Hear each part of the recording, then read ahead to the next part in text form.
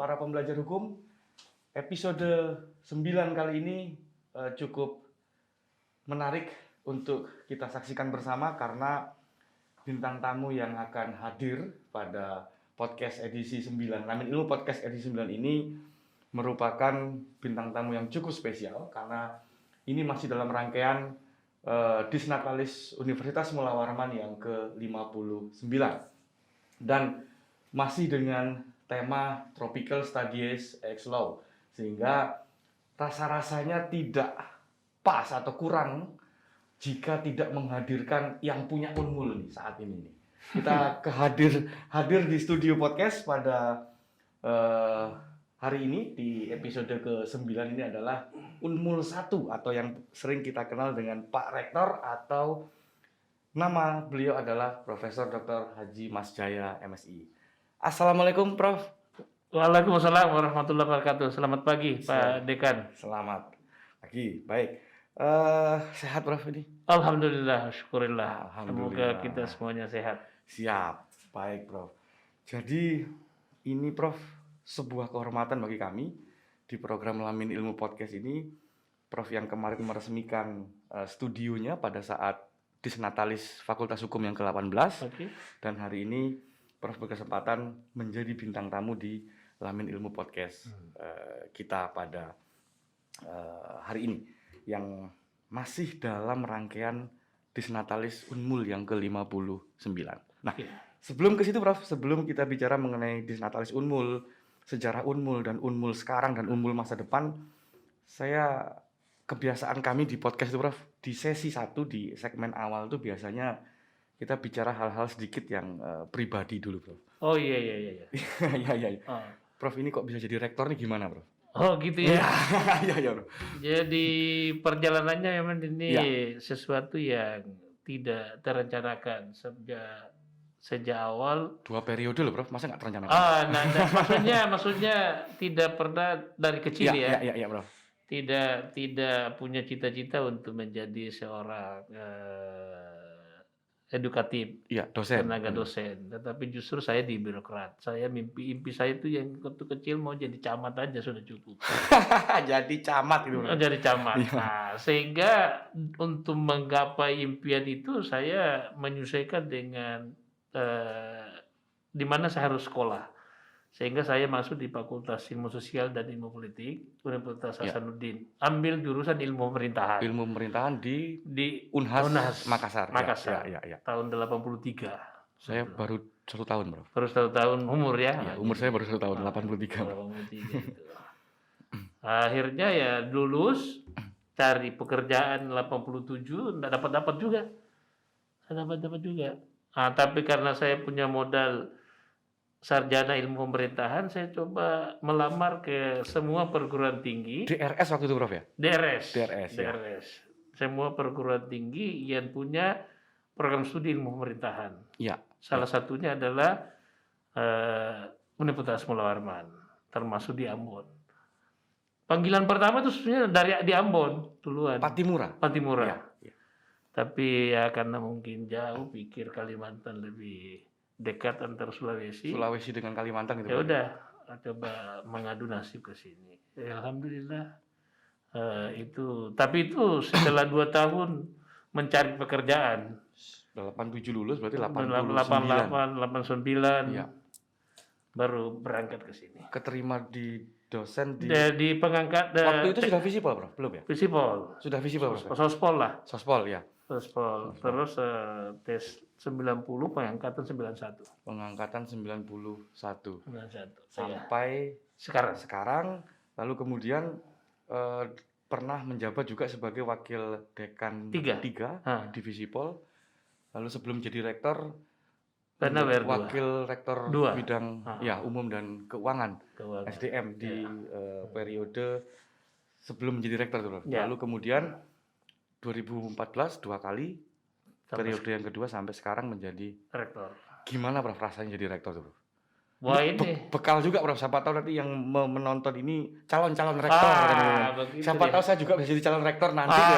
Itu perlu itu. Cari pengalaman dulu. Gimana rasanya jadi rektor nih, Prof? Jadi modal dasar untuk menjadi rektor itu memang perlu pengetahuan umum yang cukup dimiliki atau kemampuan untuk bisa mengatasi persoalan yang ada di universitas. Saya juga sih tidak pernah bermimpi cukup jadi.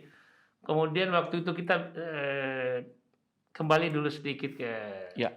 waktu karena disinggung pernah WD3 WD3. di Sospor itu.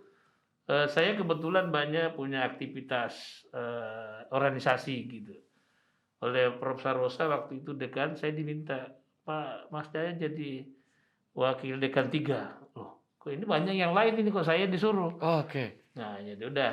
Nah, karena hobi dekat sama mahasiswa, Berorganisasi juga. Organisasi juga, cukup punya pengalaman di bidang itu, ya saya ambil aja.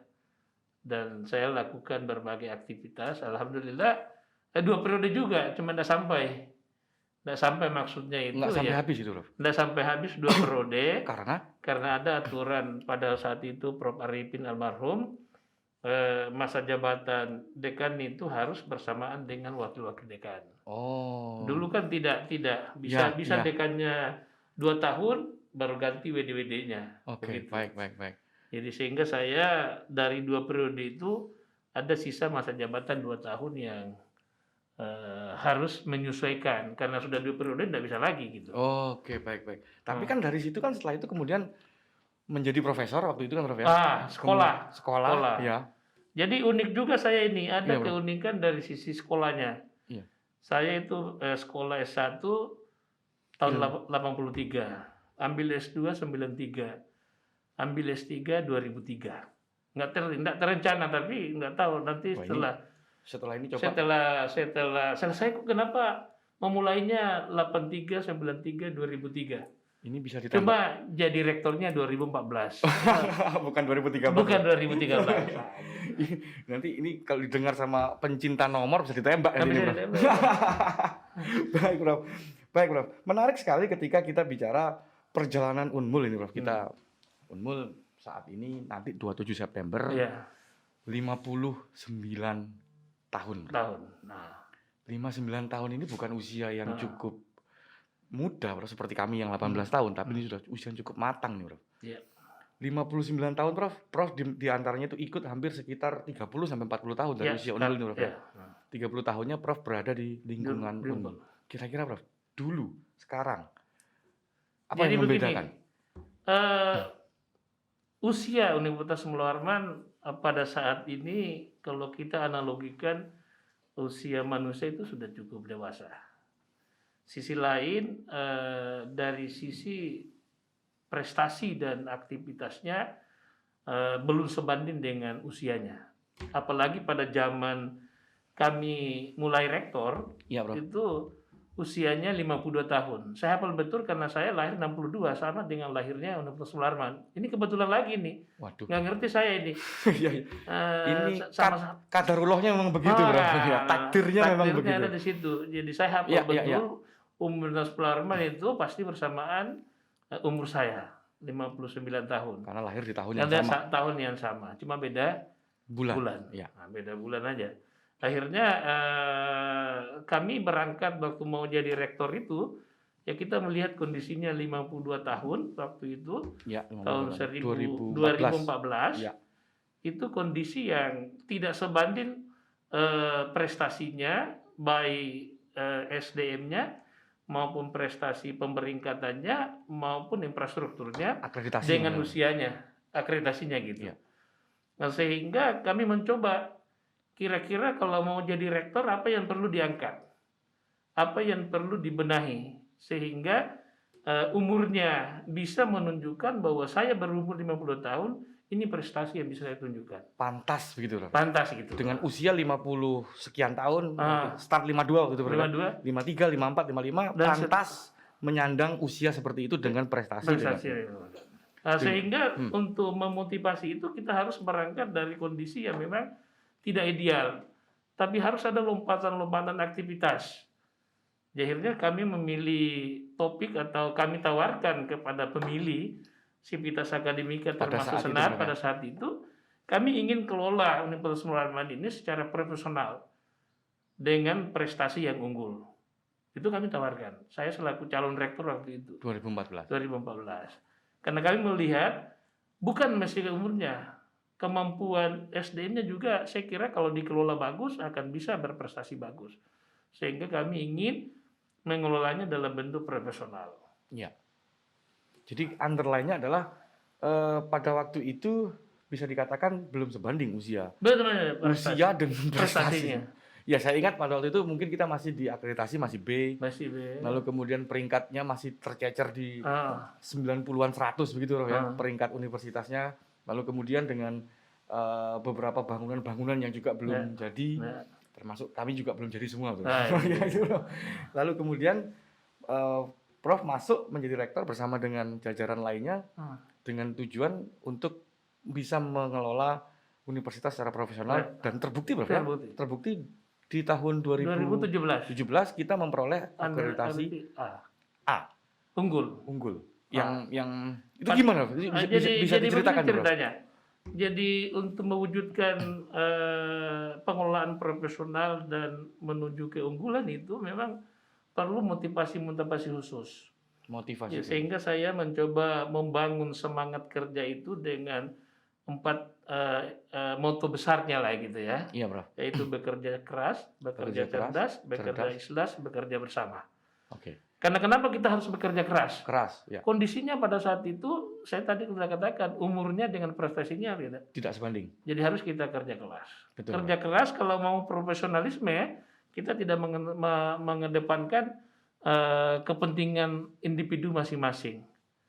Harus profesional ini secara ikhlas dan cerdas. Cerdas ini harus mampu mengelola sedemikian rupa mana yang prioritas, mana yang memang dibutuhkan untuk dikelola dengan baik. Keadaan yang ada. Keadaan yang ada. Tidak semuanya harus bisa dilakukan karena Iya. kondisinya memang tidak ideal. Iya. Yang terakhir ya kita tidak bisa bekerja sendiri, bersama. Sehingga semua komponen ini saya coba tanamkan kepada seluruh wakil rektor, kepada dekan, ketua lembaga, bahkan semua dosen untuk bisa memaknai makna kerja keras, kerja cerdas, kerja ikhlas, kerja bersama itu. Hasilnya Dan alhamdulillah ya barangkali orang tidak pernah membayangkan bahkan pada saat divisitasi kemudian semua orang tidak mungkin bisa dapat visitasi tahun 2017 juga tuh Prof. 2017 akhir. Ya. Awal-awal kali ya. Nyatanya kemudian ketika dikeluarkan hasilnya, itu yang menjadi yang pertama di Kalimantan, Prof? Pertama di Kalimantan, bukan lagi pertama, kedua di Indonesia Timur setelah Unhas. Kedua di Indonesia Timur setelah Unhas. Kalau Unhas kan sudah dulu. Sudah lama, itu kan memang perguruan tinggi besar. Untuk kelas perguruan tinggi nomor 2 di Indonesia Timur. Timur. Pertama di Kalimantan. Pertama di Kalimantan dan itu situasi yang luar biasa sekali. Tidak mudah untuk mendapatkan predikat A atau predikat unggul atau predikat dengan keadaan ketika Prof masuk tidak ideal. 5 tahun kemudian 2017, 3 tahun kemudian 2014, 3 tahun kemudian didapatkan. Berarti 3 tahun ini kerjanya kerja luar biasa. Kerja keras, cerdas, ikhlas, kerja bersama. Itu aja modalnya. Selain akreditasi A, Prof. Apalagi, Prof? Saya kira kita memulai dari situ dulu, mencoba membenahi secara akademik. Jadi kontrak kerja antara wakil rektor dengan saya itu sudah ada. Ya. Bahwa you harus bekerja dan punya target apa sehingga bisa berjalan dengan baik. Alhamdulillah itu bisa jalan. Dan banyak sekali capaian-capaian yang makanya tadi awal itu kita mau membenahi profesionalismenya, kemudian nanti SDM-nya kita benahi, termasuk pembangunan infrastrukturnya juga kita benahi. Alhamdulillah juga sudah kelihatan sekarang. Saya masuk itu Gedung Mangkrak itu 16. Tahun 2014 kemarin, 2014 itu. Mangkrak 16. Yang bisa kita selesaikan ya udahlah sebagian besar lah. Termasuk di Fakultas Hukum ini ada 2-3 kali yang sudah selesai. 2. Gedung ini juga, Prof. Nah, gedung ini. Nah, saya tertarik ini, Prof. Ketika Unmul kemudian membangun beberapa gedung-gedung baru dan membangun beberapa lokasi-lokasi baru yang kemudian di depan kalau kita masuk gerbang Unmul itu tertulis Center of Excellence Tropical Studies. Yes. Di depan rektorat pun juga ada Ya. tulisan Tropical Studies. Tropical Studies ini. Hmm. Ini gimana nih, Prof? Eh, Apanya Unmul ini, Prof? Tropical Studies ini. Tropical Studies ini adalah yang dirancang oleh pendiri atau Ya. rektor-rektor 3 periode sebelumnya, mungkin pada zamannya Pak Rahmat Hernadi barangkali, atau awalnya Pak Sambas, kemudian dilanjutkan Pak Rahmat Hernadi, itu sebagai pola ilmiah pokok. Pola ilmiah pokok. Ya. Yang menjadi ciri khas, makanya di visinya itu bertumbuh pada sumber daya alam dengan kekhususan tropical study atau tropical lembab gitu, dan lingkungannya, sehingga itu bagian yang memang perlu kita gencarkan untuk bisa dipahami semua orang, bahwa ada kekhasan Universitas Sularman yang kebetulan banyak di Kalimantan Timur adalah banyak hutannya dengan Ciri khas, kondisi ya. ciri khas hutan lembab dengan tropikalnya ini, sehingga itu memungkinkan untuk bisa menjadi ciri khusus yang tidak dimiliki oleh perguruan tinggi lain di dimanapun mungkin, dan banyak kebetulan ada di kita. Oleh karena itu waktu saya mau jadi rektor itu yang saya coba angkat, walaupun saya secara esensi atau secara detail dan mendalam tidak paham betul. Karena Prof orang visipol. Saya orang visipol. Ya, ya. Tapi rohnya ada di sini, saya coba. Dan memungkinkan ternyata hutan ini tidak hanya dikelola orang kehutanan. Bisa dikelola orang ekonomi, bisa dikelola orang hukum, bisa dikelola orang ilmu sosial, bisa dikelola oleh ilmu budaya, dan semua. Termasuk kefarmasian, karena di dalam hutan kan banyak tumbuh-tumbuhan yang bisa dikembangkan dengan bagus. Ya, pendekatan sosial budayanya juga harus ada. Ya, ya. Nah, sehingga ini cocok ini dengan saya ini. Itulah yang saya angkat. Walaupun pada saat itu ada calon lain yang kebetulan dari Fakultas Kehutanan tidak mengangkat itu. Justru malah Prof. Malah saya ya, alhamdulillah, yang tadinya mungkin tidak mendukung saya waktu itu, ini kita bicara waktu rektor 2014, orang kehutanan itu hampir semuanya ke saya, karena ini kok ini aneh-aneh juga ini orang sospol mau angkat bicara ini. tropical studies. Iya. Orang visipol bicara tropical studies. Nah, iya. Padahal secara keilmuan dalam tanda petik itu punya orang selama orang kehutanan. Dan selama ini kan sempat hilang itu, Bro. Sempat hilang. Sempat tidak dijadikan sebagai sebuah keunggulan Unmul itu. Sehingga setelah itu untuk begitu saya terpilih, tentu saya harus mewujudkan impian apa yang saya tawarkan di dalam ketika kampanye. Ya. Saya harus mencari orang-orang yang tepat untuk merealisasikan kondisi itu. Cari. Ya, salah satu pilihannya ya memang ada 2 orang kehutanan waktu itu. Ya. Antara Pak Agung, Prof Agung yang sekarang WR1 ya, dengan almarhum Pak Sipon, Prof Sipon. Oh ya, waktu itu Dia calon rektor juga. Iya, waktu itu. Tapi dicoba di lobi, termasuk Prof Agung ini sesungguhnya 2-3 kali baru dia mau. Nah, ini repot juga ini. Sementara kita ada impian yang harus kita wujudkan. Ya, alhamdulillah dia mau. Berbasis tropical studies tadi itu. Basisnya tropical studies ini dia mau, kemudian dia coba rancang sedemikian rupa karena memang ilmunya ada sama dia dan paham betul mungkin juga sejarahnya. Akhirnya itulah yang menjadi, sehingga semua komponen sivitas akademika terutama di fakultas di luar kehutanan juga harus bisa memahami makna PIP itu, tropical studies-nya. Ya iya, Prof, karena bagaimanapun juga ketika Unmul sudah memasang di depan di jalan misalnya Center of Excellence Tropical Studies, artinya semua fakultas, apapun fakultasnya, hukum seperti kami, lalu kemudian visipol misalnya, atau ekonomi, bahkan fakultas teknik sekalipun juga harus berbasis Tropical Studies. Kan begitu, Prof, ya situasinya.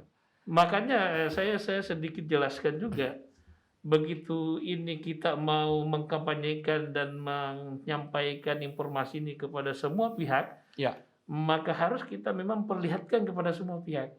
Salah satunya kita harus baguskan gerbangnya dulu kan. Mungkin waktu masuk nggak ngerti kita di Yamin itu Unmul itu di mana gitu loh. Nggak jelas loh. Nggak jelas kan? Yang ada waktu itu cuma kolam yang Kolam. sering dipakai untuk mancing Oh, orang. ya. Nah, sekarang alhamdulillah Iya, iya, iya. dengan berbagai upaya kita itu juga perjuangan cukup panjang, bisa kita buktikan, bisa kita wujudkan, gerbangnya bagus, masuk ke dalam bagus. Alhamdulillah itu semuanya atas dukungan kebersamaan kita. Baik, Prof. Tropical Studies sudah dijadikan Unmul sebagai pola ilmiah pokok dan kemudian akan menjadi andalan Unmul. Ya, Otomatis, Prof. Tentu saja tidak cukup hanya kemudian kita tempelkan Tropical Studies Ya. di gerbang kita. ya. Dukungan untuk pembiayaan, dukungan untuk SDM dan dukungan sarana prasarana lainnya gimana, Prof? Selama ini untuk supaya Tropical Studies ini benar-benar menjadi ciri khas Unmul. Dan itu ya ini dibuktikan kita tidak berhenti hanya sebagai simbol Ya, tropical studies-nya saja, tetapi kita harus buktikan juga bahwa itu kita bisa laksanakan dengan bagus dengan program dan pembiayaan yang cukup. Makanya kita mendapatkan pembiayaan ini kan apa istilahnya itu konsorsium lah. konsorsium. 4 perguruan tinggi besar di Indonesia membangun satu proposal Ya, yang sama dengan ciri khas masing-masing. ya. Yang kita masukkan adalah Unmul itu punya ciri khas tropical studies dibangun. Dan itu kita jual di dalam proposal itu. Alhamdulillah mendapatkan pembiayaan yang cukup besar dari ASDB, Oke, baik. Islamic Development Ya, Bank.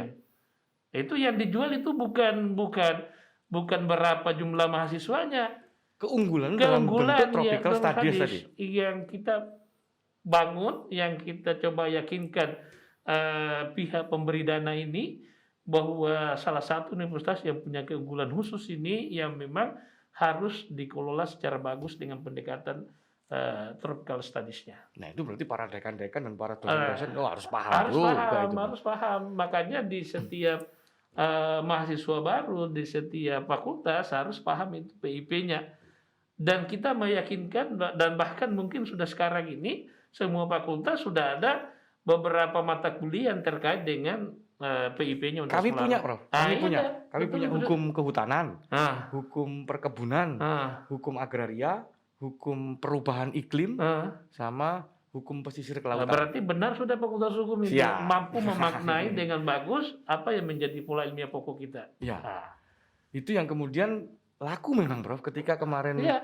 kita pertukaran mahasiswa itu, mata kuliah itu kita sampaikan, yang mengambil dari luar Unmul banyak, Prof. Banyak yang ambil itu. Ah. Untuk mengambil mata kuliah perubahan iklim. Itu hanya satu, Prof, di Indonesia. hukum perubahan iklim. Kalau perubahan iklimnya di kehutanan ada, Prof. Nah, Tapi kalau ditambah dengan kata hukum hukumnya? perubahan iklim, Ah. hanya di sini, Prof, posisinya. Ah. Nah, jadi memang pola ilmiah pokok ini kemudian menjadi apa ya?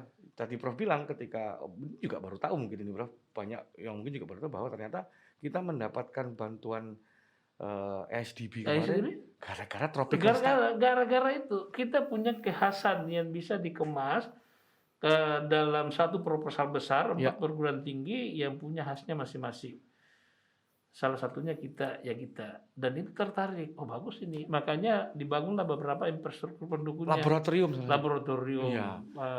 Kemudian maka kita juga sekarang punya keunggulan IPTEK perguruan tinggi yang dikelola oleh Dr. Suandari itu. Oh iya, Ya gitu. Sekarang ini lagi konsen Iya. membahas tentang potensi-potensi hutan yang ada untuk diangkat, diteliti dengan bagus supaya bisa bermanfaat untuk masyarakat. Menjadi produk kan, Produk yang bisa berasal dari hutan Dari kita, hutan. dari sumber daya alam kita, kan begitu, Bro. dimasukkan di lab, diteliti apa keunggulannya, apa khasiatnya, apa yang bisa dijual, apa yang bisa dihasilkan. Beberapa waktu lalu kan ada juga dari Fakultas Kehutanan juga mendapatkan kerjasama dengan beberapa perusahaan kosmetik begitu, Bro, ya, Iya. untuk mendapatkan apa dari penelitiannya kemudian diambil sebagai bahan Iya. untuk kosmetik gitu. Nah, Berarti itu salah satunya memang terbukti bahwa memang dengan pola ilmiah pokok ini memang menarik orang dari luar untuk melihat Unmul secara konsistensinya, Prof. Iya. Menurut Prof, sampai hari ini konsistensinya Tropical Ya, Studies ini. harus itu bukan sampai hari ini, sampai mencapai impiannya menjadi universitas yang berstandar internasional yang memang PIP-nya adalah Tropical Studies. Studies. Artinya apa? Bahwa tidak hanya berhenti saya selesai rektor itu hilang, nggak boleh. Karena Siapapun rektor. siapapun rektornya itu harus dilanjutkan dengan pola dan pendekatan tentu dengan gaya dan Masing-masing, karakternya ya. masing-masing, tapi impian besarnya adalah mewujudkan itu sebagai pola ilmiah pokok sehingga menjadi satu-satunya atau menjadi sasaran orang untuk banyak berkunjung dan melihat. Dan buktinya sekarang kita kan termasuk apa namanya ya, ranking 18 Indonesia itu karena salah satunya adalah kajiannya adalah Penelitiannya, Bro. penelitiannya Iya, banyak penelitian, dari ya. aspek kehutanan dengan pendekatan pola ilmiah pokok tersebut. Kami pun juga posisinya juga Fakultas Hukum posisinya juga berusaha untuk seperti itu, Rob. Nah, Dengan memperkuat penelitian yang sifatnya ke arah bagaimana pertambangan yang baik, terus Nah, kemudian ya. perkebunan dan Ya. segala macam, hukum perkebunan segala macam yang ya, kita tahu posisinya Kalimantan Timur khususnya dikelilingi oleh banyak Tambang. dan itu kita mencoba menyuarakan agar pertambangan tersebut tidak merugikan masyarakat sekitarnya. Dan tiap hari kita lihat banjir loh. Tiap hari dikelilingi oleh tambang. Oke. Ya, baik, Prof. Nah, ini kita masuk ke 59 tahun. Kita saat ini sudah punya modal akreditasi A, sumber daya yang banyak, lalu sumber daya manusia yang cukup banyak, mahasiswa yang juga cukup banyak, dan satu tropical studies sebagai pola ilmiah pokok yang kemudian nanti akan menjadi unggulan di kita. Kita punya mimpi menjadi center of excellence, dan kita sedang berusaha menuju ke situ dengan memperbanyak. Nah, 59 tahun ini, Prof, kira-kira ke depannya peluang dan tantangannya dengan modal yang kita punya itu, Prof? Saya kira setiap zaman itu pasti ada tantangannya yang berbeda-beda karena kemajuan itu selalu akan perubahan masyarakat juga. Bahkan pada kondisi tertentu juga ada tantangan baru yang tidak pernah kita hitung. Salah satunya kondisi sekarang dengan pandemi. Iya, pandemi. Ini kan tidak pernah kita prediksi bahwa akan ada pandemi seperti ini. Di dalam renstra manapun tidak ada. Sehingga kita tidak awal merencanakan untuk bisa beradaptasi dengan kondisi itu. Tetapi kita juga tidak boleh berhenti untuk mencapai impian itu. Sehingga kreasi inovasi tetap harus kita dorong terus untuk bisa melakukan berbagai aktivitas. Jangan tropical studies ini bisa berhenti untuk dicapai karena pandemi. Akhirnya kita juga melakukan pendekatan-pendekatannya juga ya pendekatan karena kondisi sekarang ya kita memang pendekatan pengabdian. Betul. Bagaimana lembaga besar ini di dalamnya beberapa fakultas yang memang ahli di bidangnya yang kebetulan dibutuhkan masyarakat. Kondisi pandemik ini adalah pendekatan sosial yang perlu segera kita wujudkan. Salah satunya ya alhamdulillah. Kita punya telemedicine kan, Prof? Ya? Telemedicine kita coba. Betul. Kita coba membangun atau merencanakan suatu aktivitas pada saat itu yang sangat crowded lah atau sangat gawat lah kondisi Kalimantan Timur pada saat itu. Rumah sakit penuh, tenaga kesehatannya terpapar semua gitu, tidak cukup. Kemudian semakin banyak yang ada varian baru lagi Delta. Sehingga banyak yang semestinya harus masuk rumah sakit tidak ada, terpaksa di rumah isolasi. Bagaimana jalan keluarnya? Unmul datang. Telemedicine. Kita kerjasama pemerintah provinsi, kita punya tenaganya, kita punya dosen-dosen kedokteran yang memang peduli dan mau terlibat. Ada mahasiswanya juga. Ada mahasiswanya. Oleh pembiayaan dan obat-obatannya itu dari pemerintah provinsi.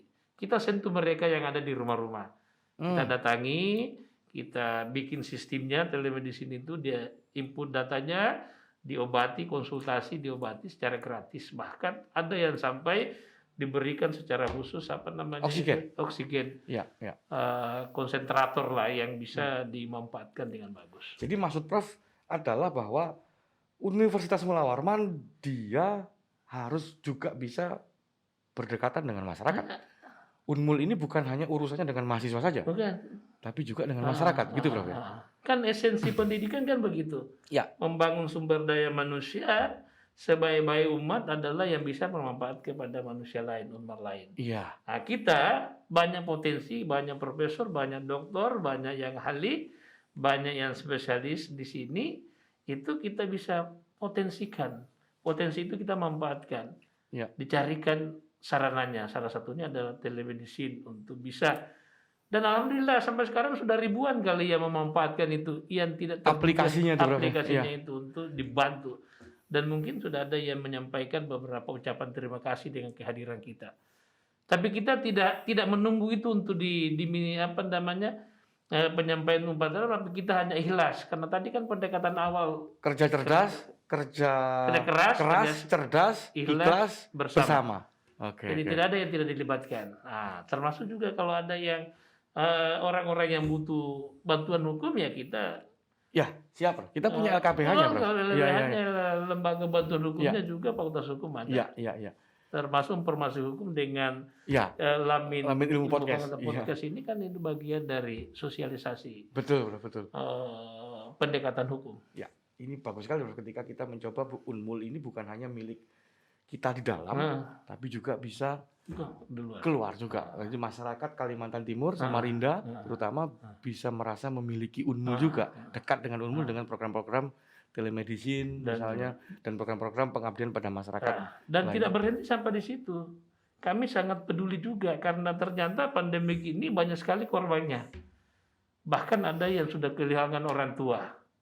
Karena meninggal karena COVID. Betul. Untuk sebagai bentuk kepedulian Universitas Muhammad Harman, rektor punya kebijakan. Apa itu, Bro? Itu pertama, bagi anaknya yang mau kuliah di Unmul, bebas masuk. Yang kedua, kalau sementara sekarang dia kuliah, bebas UKT-nya. Kalau dia terdampak, misalnya orang tuanya meninggal. Ya, orang tuanya meninggal karena COVID. Karena COVID, bukan karena lain ya. Ada kan pasti ada keterangannya dia pasti, COVID. Bro. Ya. Kemudian kebijakannya luar biasa sekali, Bro. Ya, ini kan bentuk keprihatinan kita dan kepedulian. Ya. Bahwa mereka itu sesungguhnya impian dia untuk mewujudkan ke masa depannya itu dengan didampingi orang tuanya. Pandemik turun, Bopik ini ada, orang tuanya meninggal. Siapa yang bisa membantu mereka? Ya, kita orang tuanya, Bro. Ya, kita sebagai pendidik kita harus peduli. Kalau dia belum masuk ke kita siapkan untuk diterima di Unmul. Baik, Bro. Secara bebas tes masuk. Oh iya. Dan pembiayaannya sampai selesai. Iya. Nah, kalau dia sekarang sudah ada di Unmul, kalau dia ada UKT-nya, kita bebaskan UKT-nya. Sampai selesai. Ini luar biasa. Ini bentuk kepedulian kita sebagai bagian dari rasa simpati kita dan rasa sayang kita kepada anak yang kebetulan orang tuanya meninggal. Ini habis ini bakal rame nih nanti di kolom chat YouTube kita nih, karena Prof, kebijakan Unmul adalah bagi yang terdampak, mahasiswa yang terdampak COVID bisa diberikan bebas UKT. Bebas UKT. Yang belum masuk, yang meninggal orang tuanya. Yang meninggal orang tuanya. Bukan yang terpapar, karena yang terpapar hanya sekali. Masih hidup kan? Masih hidup. Yang meninggal. Yang meninggal, yang anak yatim atau piatu. Iya, yang anak yatim atau yatim piatu. Kadang sudah jelas, agama juga itu mengarahkan kita untuk menyantuni. Tidak ada salahnya, dan ini harusnya semuanya seperti itu. Bukan cuma rektor, bukan hanya perguruan tinggi, mungkin lembaga-lembaga lain juga harus melihat ini bagian tempat kita untuk peduli dan beramal jariah. Kalau gitu nanti saya minta dekan-dekan ini, misalnya di fakultasnya ada satu, suruh ngambil satu. Ini satu ya. Minimal satu nanti. Ini biar didengar sama dekan-dekan yang lain. Pak Rektor perintahkan kalau ada fakultasnya yang satu orang begitu. Itu urusannya Pak Dekan. Ambil satu. Dibiayai sampai habis. Sampai habis. Gaji dekan kan besar kan, Prof ya. Remunerasi dekan kan cukup aja, Prof. Kalau cuma nambah satu anak aja kan. Tapi kalau anak fakultas kedokteran ya repot juga. Kan ada pendekatannya. Banyak lah nanti kita carikan beasiswa. Tapi ini luar biasa, Prof. Luar biasa ketika Unmul di usia 59 tahun menunjukkan kematangannya dengan berbagi kepada masyarakat, berbagi kepada mahasiswa yang mengalami dalam tanda petik bencana atau musibah. Selain itu kan banyak sekali aktivitas sosial yang kita lakukan. Dan semua fakultas kan sudah melakukan. Betul. Membantu sembako apa segala. Kita kan beberapa kali kemarin kali itu setiap banjir kita turun. Itu bentuk kepedulian sosial. Tapi khusus pandemi ini ya kita bentuk adalah telemedicine, dan kebijakan rektor adalah bagi anak-anaknya yang meninggal orang tuanya bebas masuk, bebas uang kuliah. Sampai selesai. Tapi tetap didorong cepat selesai. Dan itu saya akan bikinkan supaya itu Jangan sampai dia masuk ya misalnya. Jadi kita akan bikinkan, mumpun Bapak ini kan orang hukum, Siap. bikinkan SK rektor, Ya. siapapun rektornya nanti tetap dilanjutkan untuk menyantuni bagi anak yatim akibat pandemi COVID-19. Oke. Iya, bukan cuma zamannya saya, nanti rektor berikutnya nggak boleh dong, itu kan Pak Rektor Mas Jaya aja yang punya program. Tidak, ini khusus kebijakan lembaga Universitas Muhammadiyah. Siapapun rektornya ikuti itu. Ikuti itu. Karena itu Ini sesuatu yang sifatnya amal jariah. amal jariah. Supaya berkahnya untuk umul semakin jaya nanti. Siap, luar biasa. Ini menunjukkan kematangan 59 tahun yang dimiliki oleh Unmul. Bukan hanya soal tropical studies, bukan hanya soal bagaimana akreditasinya unggul A dan segala macamnya, tapi juga bagaimana bersama dengan masyarakat, mendekati masyarakat bahwa Unmul peduli terhadap situasi yang terjadi saat ini. Begitu, Prof. Siap. Karena saya dengar tema untuk 59 tahun kemarin tuh membangun di masa pandemi untuk mewujudkan visi gitu ya. Tema disnatalis kita, Prof. Karena itu menjadi hal yang cukup wah ini kalau didengar sama orang-orang ini bakal akan senang ini karena mereka merasa tidak ditinggalkan oleh Unmul gitu. Ya. Dan itulah bentuk esensi sesungguhnya pendidik. Ya. Pendidik itu tidak hanya berkutik pada bagaimana jumlah mahasiswa sarjananya dilepas, tapi justru bagaimana kemampuan keilmuan pendidik ini untuk bisa dirasakan manfaatnya kepada seluruh masyarakat. Walaupun itu dia tidak kuliah di kita.